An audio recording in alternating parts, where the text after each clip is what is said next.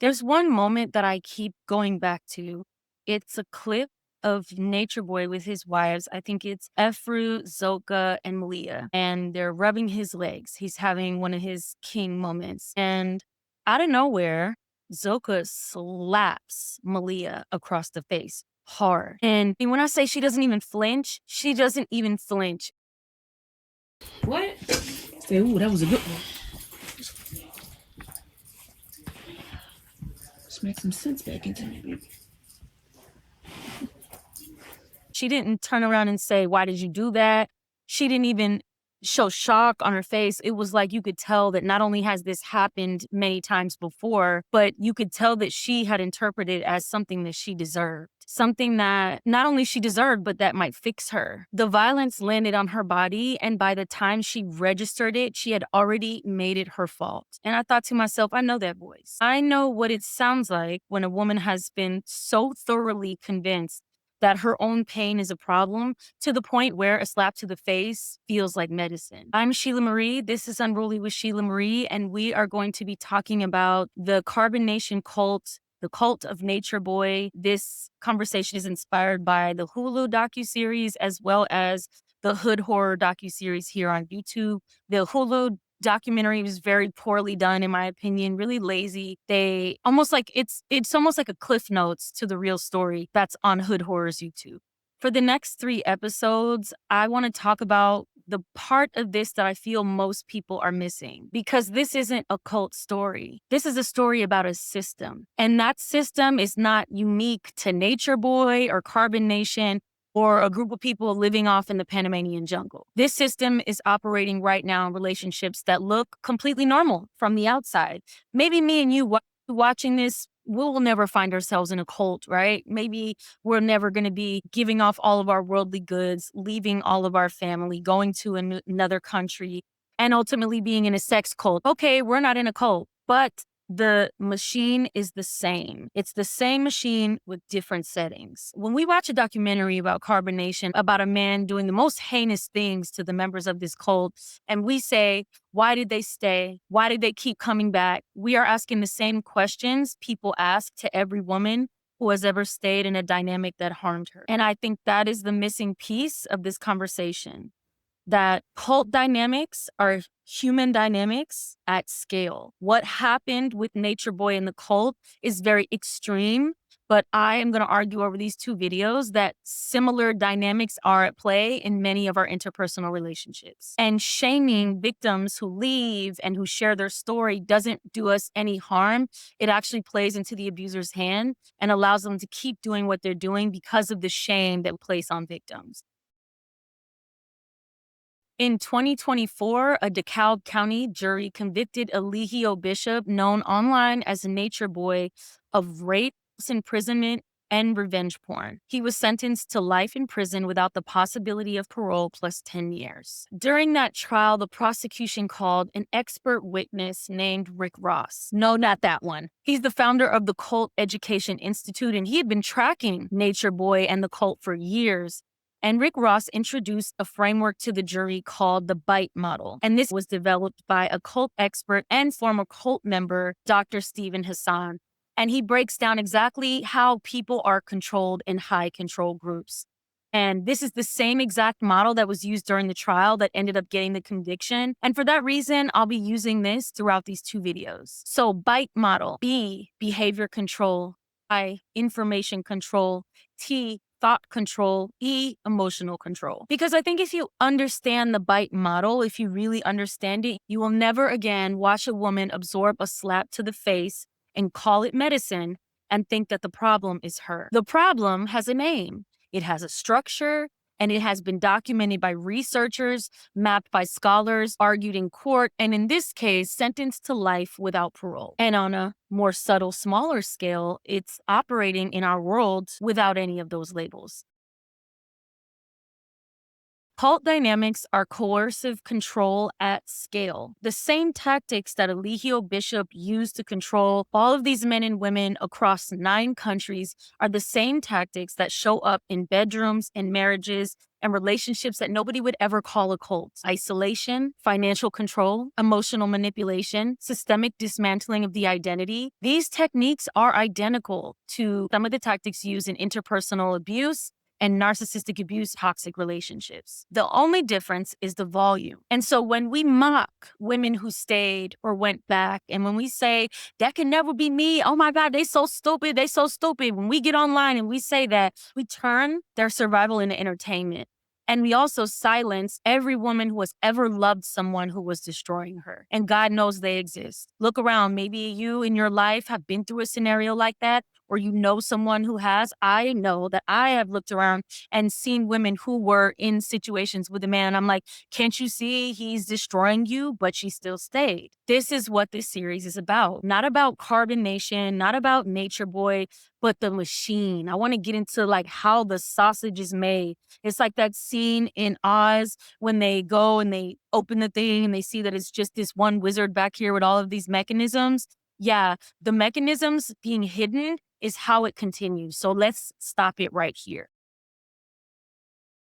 Before we get into the framework, I want to just give you the story because some of you are coming to this cold and I don't want to assume that everybody knows what happened. So I'll give a very quick, brief recap of what Carbon Nation and Nature Boy is. You feel like you're the only person in your city that understands what you understand. There's probably one out of every 1,000 people that are God's children. So you feel alone, but you're not, because the truth is more powerful than anything. Everyone wants. In December of 2015, from a bedroom in Atlanta, he was talking about Black liberation, returning to nature, about leaving a system that was designed to destroy Black people and build something new. The content resonated. Tens of thousands of people followed him online, and he developed a very loyal fan base. Over the next 7 years, he built what he called Carbon Nation. Originally, it was Melon Nation, ultimately became Carbon Nation. You'll notice throughout this, a lot of the rules and names and meanings of things changed at whim with Nature Boy's personality. So if it gets confusing, that's because it was. And I'll argue later, confusion is actually the point. He had between roughly 10 and 20 core members at any given time who would travel with him. And he traveled across 9 countries. He went from Costa Rica, Honduras, Belize, Mexico, Nicaragua, Panama, Hawaii, Puerto Rico, and somehow ended in Atlanta, of all places. Would rename every member, so he would give you a new name. He controlled what they ate. They could only eat once a day when the sun was at its highest point. Other than that, they could snack, but of course, he could eat whenever we wanted. And they could not start eating until he started eating. They could not sleep when they wanted to. If he was up, they had to be up. They even had to get up before him or else they were reprimanded at times. He controlled who they spoke to. They were isolated, encouraged to cut off all family friends that were not a part of the cult. Very typical cult stuff. Over time, he transitioned from being just a spiritual leader or content creator to calling himself the Messiah. And then he transitioned from just being a spiritual teacher to actually claiming he's the second coming of Christ and the Messiah. So at that point, he started calling himself the Messiah or Three God, which I think he still goes by this day. But it went from just somebody who was encouraging people to live off the land, to connect to nature, to I am the second coming and you can only get salvation through me. Not only were you stripped of your name, but you had to give up all things that connected you to Babylon. And Babylon is the name he gave to anything that's outside of the cult. Like America is Babylon.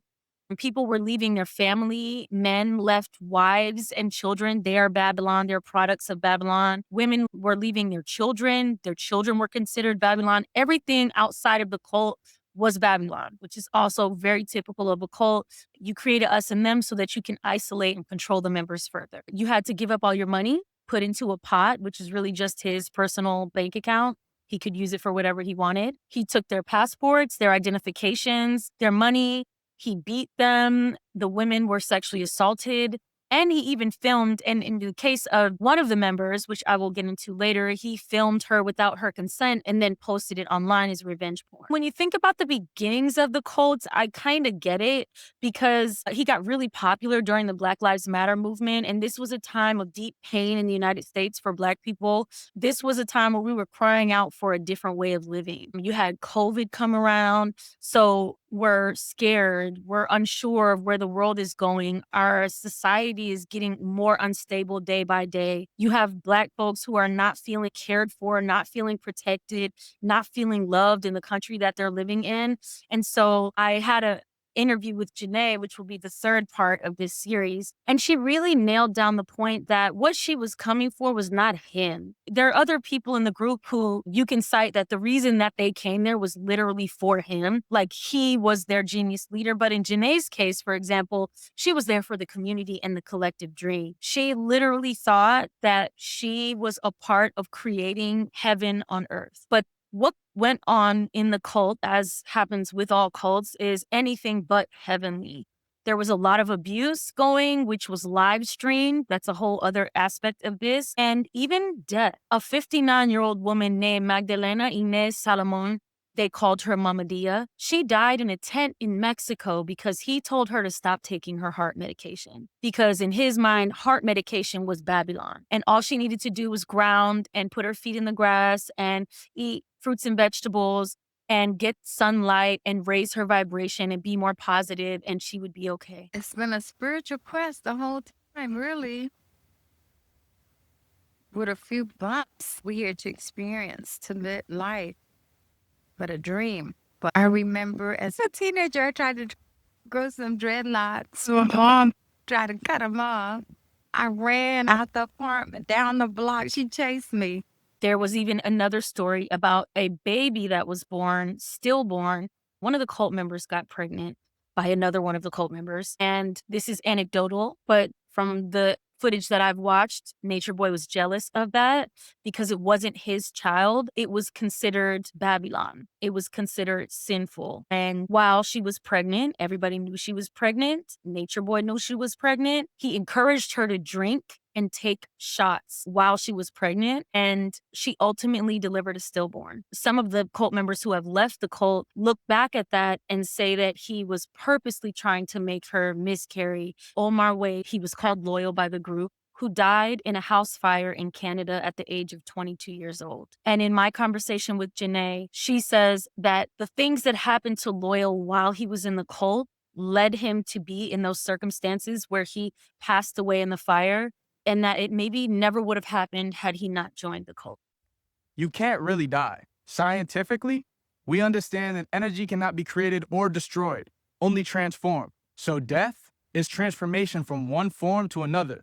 Rest in peace to Mama Dia, to Loyal, and to Baby Love. Jana Newell, she had left 3 times before. The final time she left, she walked into a police station on March 30th, 2022, and reported that he had posted revenge porn of her online. That report triggered an investigation. That investigation led to an arrest. That arrest led to a trial. And on March 1st of 2024, a DeKalb County jury found Eligio Bishop guilty of rape, false imprisonment, and 3 counts of revenge porn. He was sentenced to life without the possibility of parole, and he's currently held at the Macon State Prison, where he's still continuing his cult ways even behind bars. He has members of Carbonation to this day that are still spreading his message on social media, and even has convinced some members inside of the jail to follow his cult in jail. That's the story, briefly. Let's talk about the machine behind it. Of content right now, breaking down the story and all the salacious details. I will get into some of them, but I really want to get into the machine. Before we go any further, I want to say this.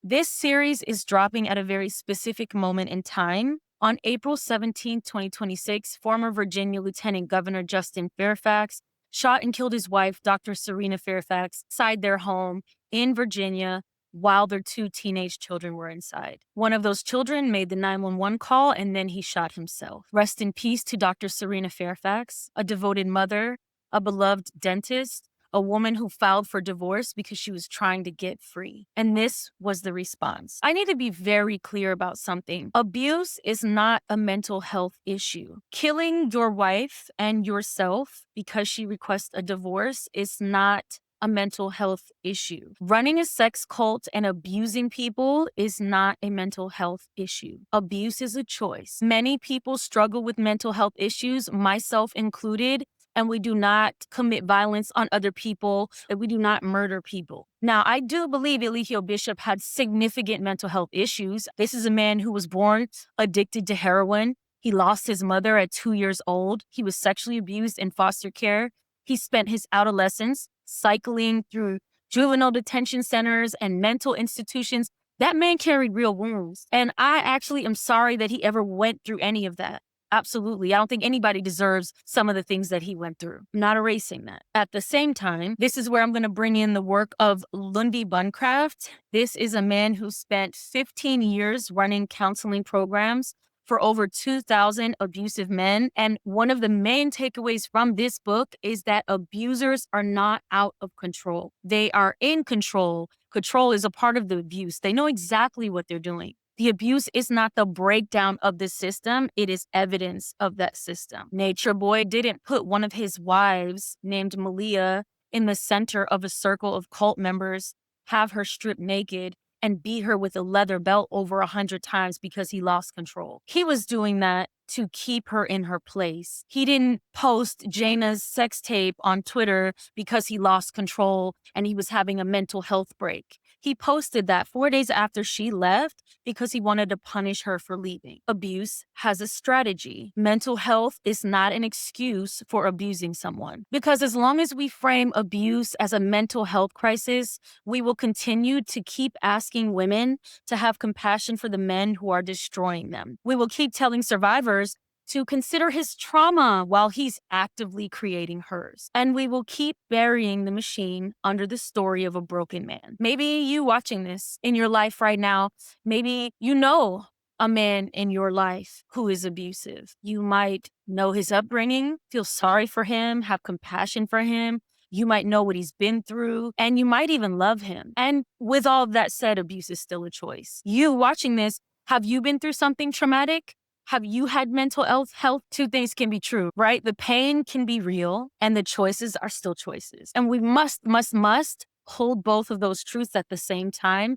The moment we let the abuser's pain become like a scapegoat or an excuse, we have handed him the most powerful tool in the BITE model, which is E for emotional control. This is not a man who lost control. He is in control. I would argue he has an abundance of control, and the control is a part of his system. This is a man that knew exactly what he was building. The BITE model was developed by Dr. Stephen Hassan, a former cult member himself, who escaped a cult in 1976. And over the next 5 decades, he spent studying exactly what happened to him. He breaks down coercive control into 4 categories. Behavior, which is the BITE model, the BITE. B for behavior control. This is the most visible layer. It's the rules. And in carbonation, there were a lot of them. And the rules changed at will because he was a very mentally unstable individual. One day, the cult started off being completely out in nature, in the sun, only eating organic foods, to going to the club, drinking and smoking in Atlanta. Like, it made no logical sense. The rules were all over the place, but the rules are the mechanism. The rules are the machine. So some of the random rules in carbonation over the course of the cult were: you cannot use a bathroom inside. They would be traveling around. Sometimes they would be at Airbnbs. Even if they were at an Airbnb, most of the cult members could not sleep inside. They had to sleep outside in tents and use the restroom outside. And not only were they using the restroom outside, but they were using it as fertilizer and then eating the fruits and vegetables that grew from the fertilizer that they used from their own boo.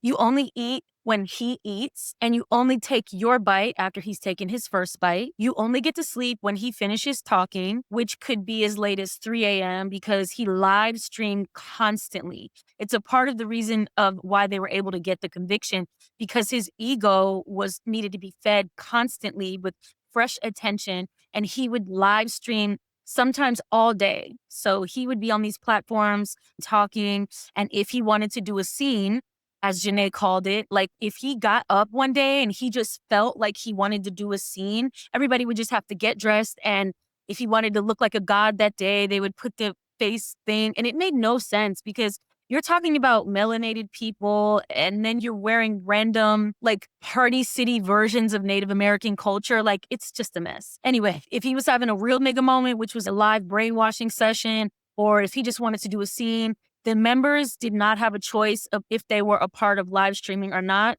They were also encouraged to live stream on their own accounts and do content on their own accounts that reflected well on Eligio. There was an initiation process before, which was separating you from all of Babylon. And of course, separating you from Babylon is giving him your money. There were some members, one member gave him $300,000 of their inheritance money. Another member gave them $70,000 over the course of time in the cult. I mean, the amount of money that this man was able to get from not only viewers who are watching on social media, but cult members is astounding. Eat natural food. Okay, maybe I only eat once a day. Sometimes people do intermittent fasting. Like, all right, that's kind of manageable. Sleep on the floor. I've slept on the floor before. I've heard other cultures sleep on the floor. It's good for your back. Live simply. Okay, these are not crazy things. That's kind of like your everyday wellness content on TikTok. It's the kind of thing that gets views, that encourages people to connect with themselves and nature. But the rules in this case are not about wellness. Rules are about compliance. He was not invested, obviously, we know he was not invested in these people's holistic development. The goal was not to make you healthy. The goal was to make you controllable, because a person who has handed over their ID, their money, their name, their sleep schedule, and their diet, that person has very few resources to leave with. Jenae even described a part of the initiation process. For 30 to 60 days before you join the cult, you were supposed to isolate yourself from society and only listen to his voice, to the point that some of them were listening to his videos while they were sleeping so that they would hear his voice all day and even all night. Information control. The outside world in carbonation has a name: Babylon. Babylon is hell. That is where sin is. Your family is Babylon. Your friends are Babylon. The doctors that told Malia she needed to stay in the hospital for medical care because she was experiencing organ failure from an advanced STD, Babylon. The people online in the comment sections calling for help, trying to help the women escape, trolls, demons, enemies of knowledge. Very much us and them. When you control what information someone can access, you control what reality they live in. If every outside voice is a threat and every inside voice is the truth, you have built a world with only one exit, and that exit leads back to him. Nature Boy, like all cult leaders, is very strategic, and he created a pipeline for entry, which again, it's slow and steady. No one joins a cult. You join a group, you join a tribe, you join a family, right? So even Aaron Dixon, also known as True, in Rolling Stone, he said that I was on Facebook and YouTube a lot. The YouTube algorithm was suggesting a lot of conspiracy videos, and those videos progressively got more intriguing and more extreme. At the end of that pipeline is Nature Boy. So you start by being a passive viewer. Then you start by being a fringe member. So you're kind of getting indoctrinated little by little. You're starting to internalize some of the brainwashing and do it by yourself. For example, Jenae was in Atlanta and Nature Boy and the group were somewhere else, but she was still following his teachings and the things that he had the cult members doing, even though she was in Babylon at the time. Why? Because it's a part of the information control. It's a part of the grooming process that gets more severe as you go on. And that is Nature Boy's system working exactly as he designed it. Thought control. Very quickly, he turned into the Messiah, not just a spiritual teacher. He is God. Your doubt is your demons. Leaving means going against God. Leaving the cult means going against your lower self. Babylon will destroy you. Babylon is hell. Why would you want to go back there? If things are hard, it's because you haven't surrendered enough. You're just not having a more positive mind frame. If you're in pain, That's because you're still holding on to generational curses. Again, this rhetoric is all over the internet right now. Maybe it's not as severe as this, but baby, this right here, you can go online and find rhetoric like this every day. Thought control is the layer that makes the whole system self-sustaining, which is really important because now you don't need him to punish you. You punish yourself. Malia absorbing a slap to the face and calling it medicine, that is thought control completing its work. The violence landed on her body, and by the time it had reached her mind, she had already reinterpreted it as not as harm, but help. It functions when they're there or not, which is evidence in the fact that a few of his wives, including Malia, still follow him to this day, even though he is in prison for life. Yesterday, we got information that Alethio was stabbed. She was jumped on and stabbed out of nowhere. And we couldn't go. My nigga stabbed him. Why you? Hey, y'all, I'm gonna let you talk. Because it's a lie. Damn, it touched our heart, bro. It touched our heart, y'all. It touched our heart. Go, y'all. We going through. But he said, our husband is innocent.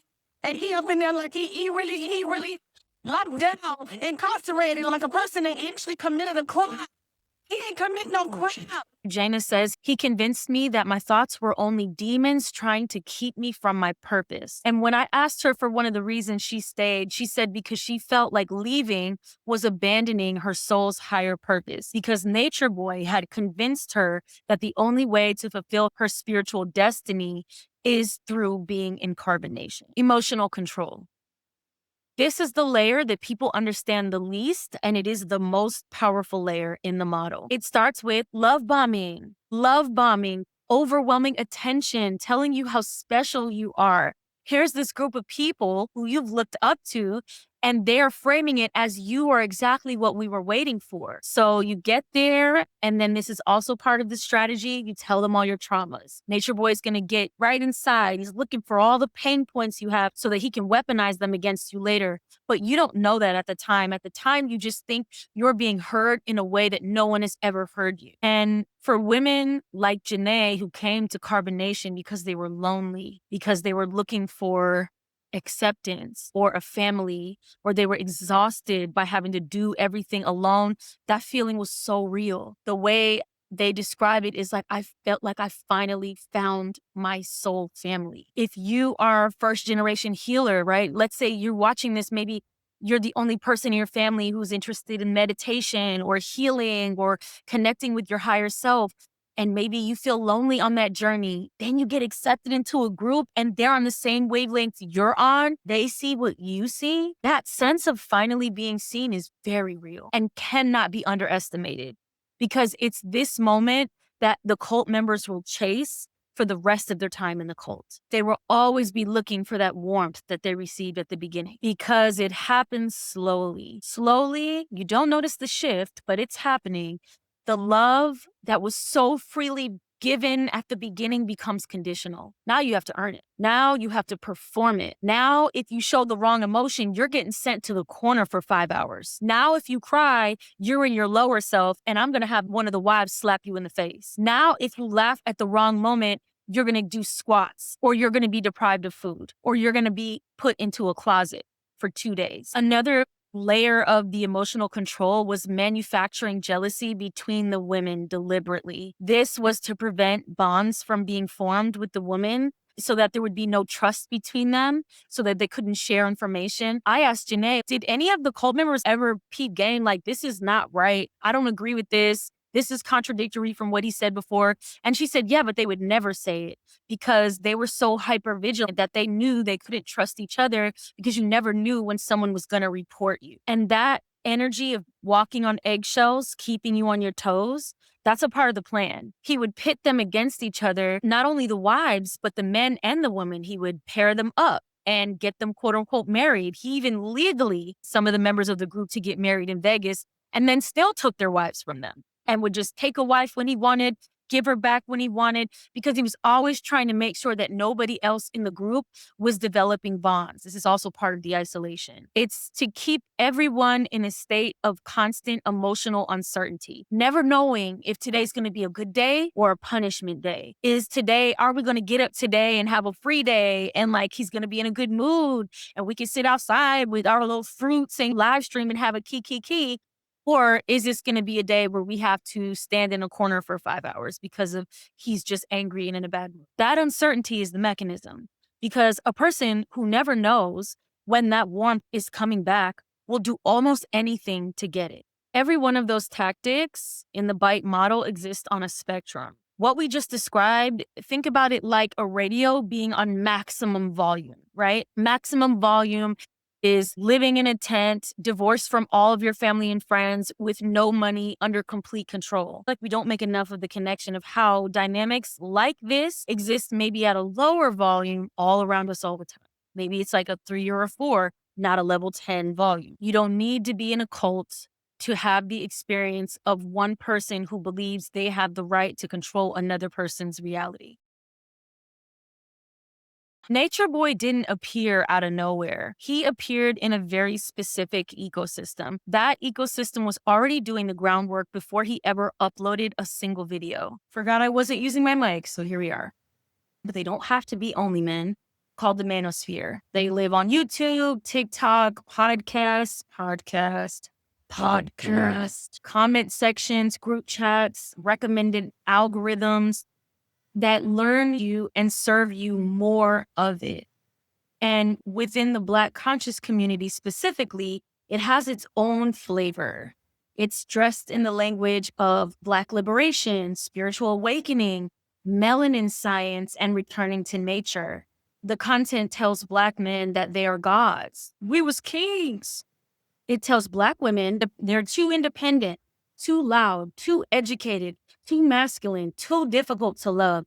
And it tells women that submission is divine, that your value is in your softness, in your divine femininity, that the right man, the alpha, the king, the god, deserves your complete surrender. It's like, yo, you're there? You're in the arena, but you're not really mad at us. You're mad at patriarchy and capitalism, but that's a story for another day. Kevin Samuels is a great example. He built an entire platform with millions of followers across all socials, telling Black women that they were not good enough. Fresh and Fit built a movement calling Black women hypergamous and unlovable. The Passport Bro movement tells Black men to leave Black women, leave them difficult, annoying, what do they call us? Keishas or whatever they call us. Leave them behind and go in search of more submissive women abroad. None of these men are Nature Boy. I want to be clear about that. But they are speaking the same language at a lower volume. The algorithm connects them. The research shows that YouTube algorithm steers users towards progressively more extreme content over time. From mild content to more radical positions, that can happen in under 20 recommendations. You watch a video about a Black man reclaiming their power. Yes, love that. The algorithm serves you another and another. And slowly, so slowly that you don't notice it's happening, the content gets darker. The language about women gets harsher. The God complex gets louder. By the time Nature Boy's channel would have appeared in somebody's recommended feed, they were already primed. The ideas were not foreign. The framework was familiar. He was just taking it further than anyone else had been willing to do on camera. And the algorithm kept feeding people to him. YouTube has since taken down his channel entirely, thank God. But the damage was already done. And this is why we need to understand that the conversation about carbonation cannot be separated from the conversation about what men are consuming online right now. Nature Boy took this ideology to its logical conclusion, but the ideology did not start with him. In fact, he was heavily influenced by other men who are online more before him, right? And sadly, it won't end with him either. The door was already open. He just walked through it. This is where the conversation usually goes wrong. We look at the end of the story, right? You're living in a tent. What's going on? You're not bathing. You guys look very skinny. Like, we're worried. Are you eating? You're clearly being abused. Like, we start there. We start at the part that's most foreign to us, and we use that distance to protect ourselves, because that would never be me. That is not me. It could never. I would never, right? I understand. I do get it. I don't want to insult your intelligence at all, but I'm just trying to make a larger point. But let me tell you who walked through the door. There was a woman who had been watching the group online for years. She was working at a raw vegan restaurant in Atlanta when they walked through the door of her job. She was planning a trip to Bali to study yoga. She was about to go find herself on her own terms, and instead she found carbonation. It was basically a fringe member at first. I was part of the frequency family. Basically, what a frequency family is a family of people who's on the same thought frequency as you. So that's how carbonation had, people online being their members as well. People outside of carbonation, there's the inside carbonation and there's the outside carbonation. The outside carbonation is called the fringe members. So I was one of those, living my life, doing whatever I did with carbonation in mind and the principles in mind, and living the principles, but not in the physical group yet. She never made it to Bali. That woman is Jana Noel. And Jana Noel is the reason Eligio Bishop is in Macon State Prison right now. I, to this day, can't imagine the amount of courage and bravery it took to speak up publicly against an abuser who has a massive online following and has manipulated and abused you. Honestly, shout out to her. Honestly, she really deserves all the praise. And I pray that she finally gets the family that she was searching for in carbonation in a healthier way that actually serves her. But when I spoke to her, she said that she wanted something more than the world had to offer her. And she was going there to find her heaven on earth. I want to go back to this book right here and tell you how abuse begins. It doesn't start with control. It starts with attunement, which is think about that, spiritual ladies. We're always looking for attunement, aren't we? So it starts with someone who sees you completely, who speaks directly to the thing that you've been carrying along, who makes you feel, maybe for the first time in a long time, that you're exactly where you're supposed to be. Bancroft calls this the honeymoon phase. Hassan calls it love bombing. The feeling is very real. Abusers are very smart, very wise people most of the time. They know how to manipulate you. So the warmth is real. The community feels real. The sense of finally being seen feels real. And the problem is that it is a tactic. Nature Boy didn't recruit broken women. He recruited women with enough fire in them to leave everything behind and start over. When I talked to Jenae, I discovered that before she even joined carbonation, she was living in Thailand, sleeping in a tent, grounding. She was literally embodying all of the principles that Nature Boy claimed to believe in without him. So these are women that are on a mission already. These are women with a spiritual hunger, women for capacity for devotion, which in the right context is a highly spiritual act and a highly rewarding act. The ability to be devoted to something is very selfless, can connect you to your higher self. I would argue that he didn't target their weaknesses, he targeted their strengths. Because, for example, Jenae was not a little lamb, like she had her own thoughts and opinions.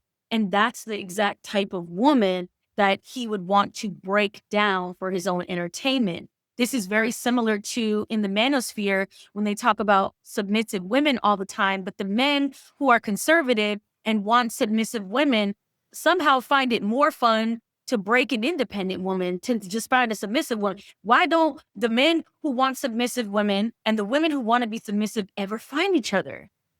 Because that's the point. They don't want to find a submissive woman. They want to find an independent woman and force her into submission. And that is not a cult story. That is a story as old as time, honey. And, as I said before, a lot of us be like, oh, it can never be me. It can never be me. I would never follow it, la, la, la. And I get that. But think about the last time someone made you feel completely seen, like really seen. Think about the last time you bent yourself a little bit to get close to that warmth again. When is the last time you explained away something that hurt you because you understood where it came from? I'm not saying that that was abuse, but the architecture is familiar. Costa Rica, Honduras, Belize, Mexico, Nicaragua, Panama, Hawaii, Puerto Rico, Atlanta. Every time the outside world intervened, I mean, they were going to all of these different places and people were reporting them. Either viewers online were reporting to the embassies or to the local authorities like, hey, do you guys know you have a sex cult in that Airbnb? Hey, do you guys know that this guy is abusing people on live in your country? So he was getting reported a lot and he was evading trouble each time. You can see videos in the Hood Horrors documentary of him wooing the cops. Cops would show up to his Atlanta house, or the cops would show up in one of the countries, I don't know, I think it was Costa Rica or Mexico, and he would joke with them. Look, see, everybody wants to be here. Do you guys want to be here? Right? Am I keeping you? Am I not a nice guy? I'm a nice guy. And it would work every time. And every time he evaded any type of punishment or accountability, it gave him, he got more drunk on power. His ego got more of a boost. And every time he ran into an issue, he just picked up that machine and moved it somewhere else. A different jungle, a different Airbnb, a different country, same system. So as he's moving, it's escalating. And in the beginning, the violence was punishment, right? You made a face he didn't like. You nodded off during one of his talks. You spoke out of turn. You showed the wrong emotion at the wrong moment. Now you're going to stand in the corner for 5 hours. Now you're sleeping outside. Now you're put in a closet with the door locked, with your phone taken away, only bathroom breaks for 3 to 7 days. And he would do these type of punishments until their mind came back in alignment with his. February 2021 until early 2022, you're staying here in Atlanta. Correct. Was there music and production that was being done as part of the group? All the time. Okay. Did you guys do things to get people's attention? Yes, we did. Okay. Like what? Spiritual, we call it spiritual improv. So what people saw online is us smacking each other. We all agreed to give each other kicks or taps on the face to make sure that we were in line with the entertainment and production. Okay. All right. So you would do dramatization. So not everything was real. There was acting as well. Yeah, mostly everything was acting. Was Mr. Bishop in a relationship with several women? Yes, he was. Okay. Did you ever see Mr. Bishop in a position where he was being violent toward women? No. Okay. So going to March 24th, 2022, can you describe? And then at a certain point, I would argue that there was always an element of performance and entertainment from the beginning because he was live streaming so much that the lines between performance and everyday life were blurred. I would argue that's always there, but it escalated to the point where the violence became a performance for an audience. For example, Malia, that one time when Malia was beat with a leather belt in front of the entire group, this is being live streamed. So he's whipping her with a leather belt. And as he's doing it, he's ordering her to apologize to the members for she was getting, okay, let me back up. She had tried to run from him. He was beating her and she was naked and she tried to run from the abuse and ran outside and then got punished for trying to run outside. And so while he's whipping her with the leather belt, he is ordering her to apologize to the group and kiss their feet while he's beating her. This man is literally demonic, and I had to spiritually cleanse myself after watching all of the Hood horror videos. Oh, and she did it. And it's not because she's weak, not because she's stupid. It's because by that point, the control was so complete that the violence had already been reframed in her mind. This was correction. This was divine male guidance. This was love. This was what it meant to be in a family that held you accountable. And in her mind, this accountability was moving her towards her higher self. What really disturbed me was the added layer of this being entertainment for some people. I didn't watch it in real time, but there was, I live in Atlanta now. I'm in the Black wellness conscious space, so it's kind of a small world. So I knew of this as it was going on, but I watched a few little videos and it was so dark that I just got out of there. I was like, I don't know what this is, but I don't want any parts of it. But there are a lot of people in my community, in my network, who were either friends of members, know them, or who watched it go down in real time. And the thing that scares me is how passively so many people watched. I do think it's worth noting that a lot of the viewers took issue with the abuse and did follow up to report him, did try to take whatever steps they could. But there was also people who encouraged it. Comments, thousands of people watching in real time told him he was right. They would suggest punishments that he could do. They would become his flying monkeys, right? And like say, hey, did you catch that this happened? Hey, did you see that this happened? They cheered, they agreed, they called the women weak for resisting and strong for submitting. Jenae told me that sometimes they would give her props for staying. Like when she was like, I really feel like I want to go, they would be like, you're so strong, you can do it, just hang in there. And so Nature Boy had built an entire audience that functioned as a chorus of validation for every act of control he performed. Said Nate and I have nothing against her, right? But some of the stuff she said, it's like it drags down your energy, you know what I'm saying? I feel like she drags you down. So she said she had herpes, she said a lot of different things. And I'm trying to figure out what's making you so forgiving with her. She's one of us. And so one of us means that that never counts her out, even if she betrays you. Because what it looks like is like she's a Judas. That's what it looks like. Did she betray me? It seems. So imagine you are in this cult and you are being abused. You think no one is coming to save you. You can't go back to your family. And like everything he's telling you about you, he's reading comments from other people saying the same thing. That is very hard not to internalize. The live streaming wasn't just documentation. It was a part of the system, of his infrastructure. It told every woman inside the room that the whole world was watching, the whole world agreed with him, and it made the information control total.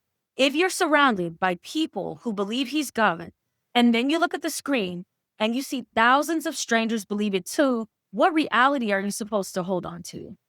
And then there's this. They don't know how inebriated you are.